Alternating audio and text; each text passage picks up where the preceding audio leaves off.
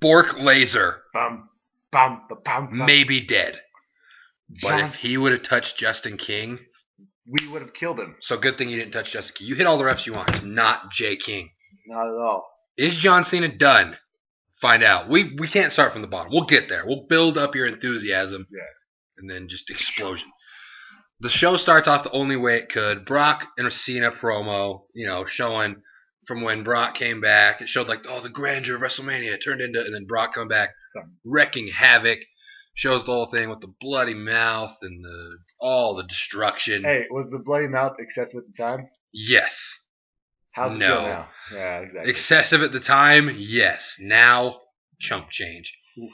First match of the night. Falls count somewhere. No, I will pitch that idea till the day I die. You don't know where you can pin them, but you have to figure it out. This one, although was a falls count anywhere, so you can pin anywhere. Kane versus Randy Orton.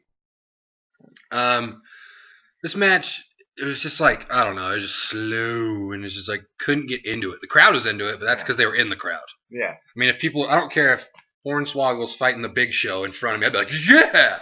Because you're up there. Get him! Get in there, Big Show! Get him! Yeah, and they end up fighting backstage with a green room watching area, and all of a sudden, out of nowhere, Zack Ryder comes out and just tries to fight Kane. Yeah, that was awesome. And Kane just didn't want that to happen, so it didn't. Then once they fight back in the arena, and once they can see him again, the crowd gives the automatic, we can see him again! They're not backstage. Orton kicks out of a choke slam that looked like it was it. He stayed down for 2 and 90. It was here, and he got out.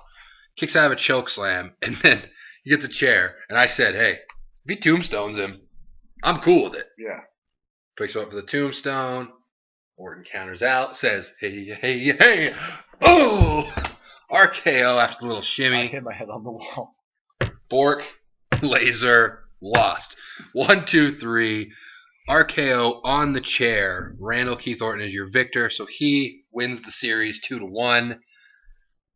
But will this be the end? Man, I hope so.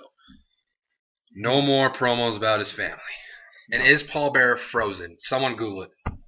If you go Paul Bearer dead, it's going to get 8 responses from 6 different years. That's a good point. Paul Bearer dies a lot. YOLO, except for Paul Bearer. YOLO, except for Undertaker, Paul Bearer, Kane, and all of WWE. You only live 100. YOLO 100. Yeah. YOLO 100. Yeah. Then you got John Laurinaitis and Eve backstage with Teddy.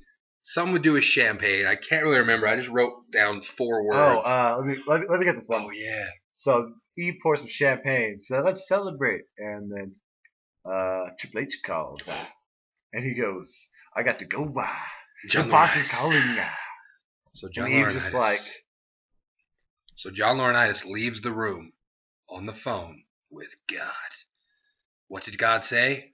Find out later. No, you don't. Oh, you find out when we're going to find out later. Later, Later, you find out when we'll find out what happens later. It's going nowhere. It's going to be like the anonymous. Who sent the text? Why was he texting every single time he walked in? Never did anything. Nope. He was texting Kevin Nash. Yep. Then we get a bonus match of Brodus Funkasaurus Clay with Hornswoggle versus Dolph Ziggler with Jack Swagger at their corners. We both picked Brodus Clay before this started. We both wanted Dolph Ziggler to win. Chicago wanted Dolph Ziggler to win. Yeah, bad idea to put Brodus against one of the most... Yeah, if you wanted Brodus Clay to get over in Chicago and have the other person booed, you maybe should have put Swagger in there. Yeah, or anybody but Dolph and 6 other dudes. Yeah, Dolph was the wrong heel to put in there if you were looking for him to get booed. Yeah. But the way Brodus wins by a freaking just rhino punch. I think that's why they put him in there, because they knew no matter what. Dolph sold like a champ. Going here right now, I'll give you 6 seconds stock on this. Do you like the fact that Hornswoggle's out there now? I don't know. It was in Chicago. They don't like it. I don't really care for it. I mean, I never really liked Hornswoggle. It's cool. He's a midget. We get it. He's a little person. Yeah. We understand. He doesn't need to be the Microsaurus. I just don't understand. It's better than I don't know. Yeah. I just don't understand why they took the focus off Funkasaurus and it's him out there too. Yeah, it's confusing. It's like you're gonna get a rub from them seeing Hornswoggle. Yeah, exactly. So it's a confusing thing. It's not like I hate it, and I definitely don't love it. It's just in the middle. If it was up to you, you wouldn't do it. Yeah, I wouldn't. Yeah, it's not worth it to me, but it's not like I see him and go, oh, Hornswoggle. It's just there for me. There we go. But Brodus Clay wins by a rhino headbutt. And then gets with the splash. He said, and then boom. Yep. And spins around so that way he's facing the camera side because he didn't remember to do that. Camera side, 1, 2, 3. Then we get the next match, which was determined. Oh, by the way, Santino beat The Miz on the pre-show. Big Show, Cody Rhodes. They spun the wheel and it started slowing down. Then it sped up. It was a magical wheel, and it landed on table match. The Big Show said, "I'd like to see you put me through a table." And Cody Rhodes said, "I won't have to because you're clumsy." So I know exactly how that shit went down. Yeah, it was hilarious. It was not bad. I mean, there was a cool spot where could have went potentially bad when Cody did the beautiful disaster kick right off the dead center of the table, and you know those tables aren't like brick walls, so it kind of said crink, but he got it off. So that was a cool spot. And what ended up happening is they had the table outside the ring. Big Show was up on the turnbuckle, and I don't know, was he just stepping over or was he trying to kick him? He was trying to step over. I think he was stepping over, and Rhodes kicked his foot, and it fell back, boom, through the table. An immediate reaction, we both kind of thought, uh-oh, botchamania. Yeah. But then when I think about it, I think it was planned because maybe they wanted Cody to have that. How else are they going to have Cody? And then especially what happened after, it looked, like meditated. All the tables were set up in the right place to do all this stuff. Yeah. But was this a double turn, or did Chicago just make it that? I hope it was a double turn. I hope it was a double turn, but either way, even if Chicago made it, I hope they go through with it. Because Rhodes has been looking for something, because, Rhodes is getting kind of stale. The crowd was behind Rhodes at the end of this, and booing the Big Show. It was awesome. Oh, like I was saying, he stumbles and goes through the table, like I said. So Cody Rhodes gets a surprise victory, and then it seemed to be a double turn, because people were booing the Big Show. He goes crazy, choke slams through everything, throws him out of the ring through a table, and then Cody got sympathy and cheers at the end when he held up the title. Yeah. This question. If you were a female, would you rather cheer Cody Rhodes? Cody Rhodes. Yeah, exactly. Cody Rhodes. I'm a male, and I'd rather cheer Cody Rhodes. As a smart.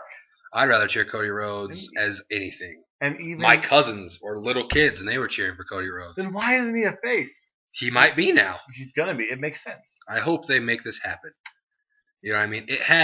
It was a different way, but it reminded me of, especially after watching the Austin DVD, of the double turn of Hart and Austin. It was like Big Show, he lost. It was like whatever, but a different thing. And Big Show gets all frustrated after, and like they start booing him, and then Cody Rhodes gets demolished like Austin did, but he still is triumphant, and he puts his hand up at the end, and the crowd cheers him. That's just what it reminded me of, was that kind of thing. So hopefully that's what we saw, and they don't forget about it like most things. Backstage, Daniel Bryan talking how he's going to win the match, and then it showed something that never really came into play today. But we'll see if it ever. Once they were panning out, it showed AJ back in the darkness. You see, I'm in here. I'm in here. Crazy stalker girl in the back, just like yeah. And then we get to Daniel Bryan versus Sheamus. 2 out of 3 falls. Did it go under 5 minutes? No, it didn't. That's Not why I'm here. At all. It I'm went glad it didn't. Very long. Oh, 23 minutes. Yep. Yeah, I kept my stopwatch going. Bryan got cheers. Sheamus got boos. Sheamus wearing a red 18-second shirt. Just got a major pop from my 8-year-old cousin. Yeah, it was good. What's it called? The first fall was good psychology. They went for a really long time, and Bryan just was kicking and kicking and kicking and kicking. So he gets till 5, and he gets disqualified, but he doesn't stop kicking. Yeah. So it's the psychology, like, okay, I'll give up a fall, but I'm going to beat him down so I can get the other falls easy. So it was genius. So first fall goes to Sheamus after Daniel Bryan won't stop kicking. The second fall was awesome. I'll let you talk about that one because that was a triumphant one. That was great. It was a triumphant one for D. Bryan. Daniel Bryan put him in the yes lock and just held it for days. Held it. And Sheamus didn't end up tapping, but they ended up calling it. And he passed out. The arm was dead. And they tried, and I don't want to sound like a too big of a Daniel Bryan fan, but they tried to get the whole underdog Sheamus pop where he gets slowly held up, but people weren't behind it. Everything was revolving around Austin Hart. Yeah. It was the Stone Cold passing out. This is the beginning of Sheamus 316. Yeah. Didn't work as well as. And Sheamus do like, oh, he's climbing up turnbuckle. Oh, he's so. Yeah. And then as soon as the third match starts, Sheamus gets with the rogue flying kick, like a big 1, 2, kick out. marked out hard. We Daniel thought Bryan it was gets done. his offensive sequence going. And then it goes another like 8 or 9 minutes after that. Goes up to the turnbuckle. Mm-hmm. Gets the turnbuckle kicked out. Looks like Sheamus going for superplex. Headbutt. And then Sheamus is laying on the ground. Daniel Bryan climbs the top rope. And I immediately jump off the couch and I'm like, he's going for the diving headbutt. Literally. I hadn't seen this in WWE once. And it's other than from Santino, which is not as well executed. like from him once. Yeah, that's what I'm saying. Yeah, except for from Santino. Yeah. Who we see diving headbutts, unfortunately, from. Yeah. I mean, Chris Benoit. It was the Chris Benoit, Yeah, the flying yamp. Yeah. Yeah, Santino does that. That's what I'm saying. It's awful. Yeah, this was from the top rope. Oh, no, it didn't happen. Had it happened, he hits it, I probably would have jumped up and beat jumping down still. But he ended up moving out of the way. Yeah. Massive bro kick. He did the spinner. Boom. Yeah. 1, 2, 3. Sheamus retains. Chicago still was not having it. They weren't booing him as bad, but it wasn't like they weren't happy with the ending, but the match they were happy with the match. The match was good, so they're not gonna. Yeah. Oof. Yeah. I give that match my endorsement. I was expecting good things. I got better than I expected, honestly. I did too, and I was expecting Morishima Bryan level from that man. And it was a very good time. It was a great time. Yeah. So Sheamus is still the World Heavyweight Champion. And then we get Aaron Relic and Jay Hatton. All right, raise your hand if you've heard of those guys. We have now. Hey. Remember Barry Stevens? Yeah, I miss Barry Stevens. Stylist Barry Stevens. I follow him on Twitter. Really? Yeah, it's awesome. It's at Barry Stevens WWE, and he's just like, man, those were the golden days. But yeah, but we get these two versus Ryback, and Santino and the Great Khali are watching on a monitor backstage. Different monitor than the ones that the actual people were watching on before. Yeah, and this was a handicap match, as I said. Well, I didn't say it, but there's two guys against him. And needless to say, Ryback comes away with a victory here. Goldberg chants insert. Oh, yeah, Goldberg. If he did a jackhammer, they probably would have marked out just because, but he didn't. He said, "What up?" He had him up in the Fisherman's. But and then, if anyone's complaining about anything on this show, we didn't see Lord Tensai. Thank you. Oh, so don't complain about anything. You're not allowed to. It could have been much. I guess it could have been worse. I loved this, but yeah, great. And then we get CM Punk backstage with Matt Striker talking about Jericho. I get to beat him in front of my family and 20,000 of my closest friends. They said, so that was cool. Just to get the crowd going, let them know what match was coming up next. Then we get Jericho versus CM Punk, Chicago street fight, both wearing jeans with their boots over it. It was hilarious. They just looked funny. Yeah. Punk had a shirt on, drug-free, poison-free. Awesome. And this match was cool. It went, I don't know how long this went. I don't know if did it go as long as, it might have actually. It went for a while. It might have been as long as Punk. This was built around 3 matches, and those 3 matches delivered. So that's all you really need from a card. Yeah. This one wasn't as good as WrestleMania, but it wasn't as good as. Different. But it was an entirely different feeling. Yeah. When CM Punk's sister slapped Chris Jericho, the world marked out. Oh yeah. The world marked out. It wasn't like, if you remember Capital Punishment, when the little kid threw an archer, everyone's like, "Oh, that's so stupid." No, it was hilarious because it was his sister. Yeah. He was talking crap about her. Just bop. And then Jericho goes to try to hit her, and Punk just tackles him and goes after him for a while. Punk ended up hitting a elbow drop from the top rope or the turnbuckle onto the Spanish announce table, broke it. That was a cool spot. He got out of the Lion Tamer and Walls of Jericho. Kicked out of 2 code breakers. Kicked out of 2 code breakers. One on a chair. It's nuts how people will complain about everyone with CM Punk doing it. And even then, it was still awesome. Mm-hmm. People are going to be like, there was so many false finishers. And yeah, here's the deal. He hates false finishers, remember, guys? Unless it's CM Punk or Daniel Bryan. Even then, it was there. Had Jericho walked away with the code breaker with the chair, it was weird. It was like it was such a impactful move, but you didn't feel like it was over. Yeah, it was weird, and it wasn't like the finishers where code breaker and he lays there forever. It was like code breaker, immediate pin, and he kicked out. And it was just it was weird. You didn't feel like it was over, even though it was a code breaker on a chair. It was nuts. Yeah, I don't know how to explain it. It was just weird. Like, you knew it wasn't over, even though it was like a move where you're like, okay, it was a cool break on a chair. Realistically, that should do it. But, that was like the one moment tonight where like the inner smartness was just like, yeah. Well, it's a chair. It should have hurt him more. But this match made up for it. I mean, freaking great. Elbows everywhere. And the end of the match comes. I actually called it midway through. Well, right before it happened, but then it didn't happen like I thought it would. I thought Jericho was going to go for the GTS. Punk was going to counter the walls of Jericho. But Jericho had him up. Boom. Punk catches him and springs him back onto the turnbuckle, and then it's a GTS. I thought he was going to make him tap with the walls of Jericho, which would be awesome. That would be crazy. But he hits him with the GTS. 1, 2, 3. CM Punk still wins, and the title reign continues. This is great. Think about it. He's had it since Survivor Series, right? Yeah. December, January, February, March, April, May. He's going on in 6 months. No one gets past 6 months with the huge belt. It was Miz, remember? And no one's going to drop the belt over the limit. No. Maybe Fatal 4-Way. Fatal 4-Way is the next logical stop where he could, because it's, it could be some sort of... Unless he's going to Brock Lesnar. Boom. Bork laser. Ooh. But, so Punk wins. Fine with that, obviously. Picked Jericho, but wanted... That's what we try to get across. If we pick someone, it doesn't mean we're rooting for. We're picking who we think's going to win. I thought Jericho would win just because I don't believe in WWE, and I thought they just wanted to piss everybody off. I just don't pick against Daniel Bryan. Yeah, that's true.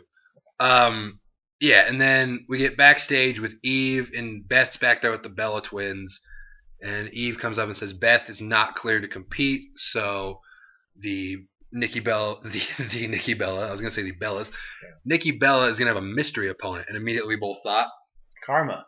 My girl. Twitter thought Karma. Everyone thought Karma. We didn't get Karma. My little cousins were bound and determined that it was going to be Nikki. Like, it's going to be Nikki versus Brie. Like, okay, little buddies. My little cousin also came up with the quote of, it was just the most serious moment. He just goes, what if CM Punk loses and lets all his friends and family down? And we just go, it's a good question. And he immediately changed his pick to CM Punk. Yeah. It was hilarious. But, God, that was one of the great moments of the night. But then we get Nikki versus Karma Michelle Layla. Yep. Layla returns. Layla's hot. I like Layla, but she's not Karma. So at the same time, it's like one of those things where it's like okay, bear with me here. Nowhere to the level of this, but I'm just, if January 2nd, when Jericho came back, would have been The Undertaker, people would have been like, oh, cool, it's The Undertaker, but it wasn't Jericho. Yeah. Like, as far as divas goes, people are probably happy to see Layla, but she's not Karma. It's like if Undertaker would have came back, it would have been like, cool, it's Undertaker, but it's like, it's not. Everyone expected Jericho. Everyone expected Karma. It's like if you were, driving along and you saw Del Taco. It's not Taco Bell, but it's still tacos. Yeah, and they have quesadillas there. At the end of the day, Del Taco is still above Taco Time by far. Ugh. But at the same time, it doesn't have cheesy gordita crunches with Doritos tacos, but it does have quesadillas. Yeah. Okay, I like these analogies. Yep. But Layla I want Doritos taco now. I know. Hashtag Blaze. Anyways, I think the Bella twins are definitely leaving because they try twin magic, and Layla ends up pinning Brie to become Divas champion. Layla's the champ. Yes. I'm looking forward to a Layla versus AJ Lee feud. Oh, yes. Hotness ensues. So yeah, just a quick thing. I'm kind of sad Twin Magic didn't work. I know. I think Twin Magic is done. I'm sad. And then we get John Rice backstage, and he says, I was talking to Triple H. He's a COO. We were talking about business. Business that does not involve you. But I will address it tomorrow night on Monday Night Raw. And we said, is Triple H going to come back and try to feud with Brock Lesnar because he's kind of... I was in the bathroom at this point, actually. Yeah, but that's what happened. Okay. So you said that, and I said... Yes, I'm washing my hands because they got dirty because we are taking a break because it's Divas match. Yep. Yeah, we all took a bathroom break before the main event. We were all strategically rushing in and out of the bathroom. John Cena versus Brock Lesnar. I'm going to clap for it because I was so excited to see this match. In the back of my head, I was thinking the same thing that he said before it started, which was what? The Rock had been training forever. Yeah. Brock was just kind of like, boom, you're back in the WWE world. So we don't know if he'd been training or not. So this could have been bad. Oh. We thought it was going to be bad at the first because we said, oh, great. It's done. It starts off, Brock Lesnar gets a takedown, double leg takedown. Cena just rushes him. And boom. And gets inside Cena's guard. Boom. And then just elbows. Boom. Cena stands up, dripping blood. Huge gash, like disgusting gash. Remember when we said the lip is irrelevant now? That's why. Gushing blood. Like, it was the worst I've seen in a long time. It was like, they immediately stopped it. Brock had to back up. They put the gloves on. My boy came in and checked him out. Shout out Chris. But yeah, I know the doctor. I'm not even ashamed to say it. But he goes in there, they check Cena out. They do whatever they can to get him to stop bleeding. Cena immediately rushes back. Brock beats on him again. Blood ensues again. Oh, something's going crazy. But yeah. So he's just bleeding over and over. And he just keeps going and going and going. And Brock is just destroying him. And they kept playing up the thing where Cena kept trying to get to his chain. And then Brock would get the chain. And he'd be like, he'd throw it aside like, I don't need weapons. These are weapons. You see what my elbow did to your head? So that was cool. It played up the Brock Lesnar's a monster thing to where like Cena's just struggling to get to the chain and Brock just like throwing it aside like, I don't need this crap. But brought in some steps. Got him with like an arm lock. Like an arm lock thing. I don't know what it's called. I've heard it before. It's something, but I think it's like Kimura. Yeah, he had him in the Kimura. It was a Kimura. And it was nasty. It was bending all crazy. And then Cena powerbombed it out like Rampage Jackson. Jackson. It was nuts. And then Brock, so he still has athleticism, jumps from like behind the stairs. Yeah. Says front flip. He goes over the thing, cracks his knee. I thought it was MCL. I thought it was done. ACL, MCL. It's Brock freaking Lesnar. He walks it off like, that's fine. Gets back in the ring. But this time, while Cena grabs the chain, puts him around, Cena is busted at this point. And Brock's still looking, shiny. Brock Lesnar does the super jump. Cena crack. And you heard it. Oh, you heard it. Brock's head had a gash. These two are both just drenched in blood. And they're just going nuts, right? Yep. So then, after that, another cool part was Cena just getting destroyed. And Cena shows the never give up attitude. He's sitting in the corner and he says, It was awesome. It's got John Cena back over as a face. No, it was nuts. There was no crowd that was more hostile towards John. Chicago. But then after this match, bonkers. But anyways, so he hits him with the chain or whatever. Is the replay going to start? Boo. Not for a minute. See, I'm watching this replay till 1 in the morning. I don't care. I really don't care. Shout out to people getting toilet paper. How's it going? But, what was I saying? Oh, yeah. So he cracks him. Everyone's bleeding. Blood ensued. Lots of blood. I wonder if Brock's really hurt his arm from the Kimura thing. That's what I'm thinking. Yeah. Because that's the only thing I can really think when he hurt it, unless he fell out of the ring or whatever. But a lot too. They had the cage. What am I talking about? Probably from when it was in the Kimura and he lifted up with it. There's no way you can not tear some stuff from that, bro. Yeah, I mean, he's strong and all, but dude. Yeah. But Cena gets Brock up. Did he counter the F5 first? I think he had him up. Yeah, he counters out of it. Attitude Adjustment onto the steps. 1, 2, 3. John Cena defeats Brock Lesnar. And we were cool with it. Think about that. John Cena won a match. Chicago did not care. Yeah. Like, it's John Cena. The crowd was happy. We were happy because it was just like, these dudes just put it on the line. All respect to both of them.